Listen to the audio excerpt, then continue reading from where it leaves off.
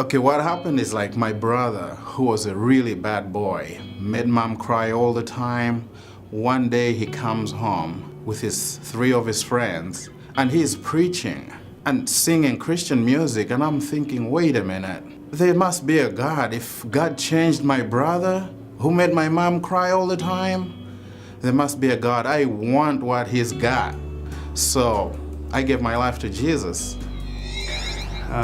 I'm very involved at church, but when I saw my sister fall on her knees for Jesus at camp, it made me realize it's not what you do, it's who you are, and that was my wake-up moment.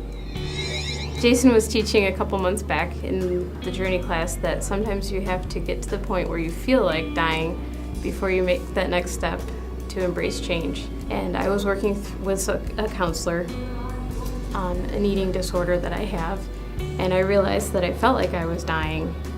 And I woke up in that moment and realized that I needed to walk with Jesus. Well, I wasn't a believer. I wasn't. I was pretty anti-church. My wife was a regular attendee here at Granger Community Church, and it was Easter 2004, and she was doing everything in her power to get me to come in through the doors and listen to Pastor Beeson. And I was doing everything in my power to not.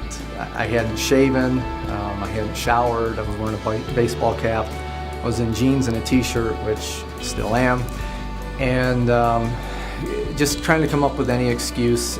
Lo and behold, some guy comes walking by and not shaven, not ball cap, jeans and a t-shirt. And it was kind of one of those moments where it's like, okay, I guess I'm supposed to be going into the church. Well, I used to look for love and acceptance in a bottle, and I came here to GCC and I found it in Jesus Christ.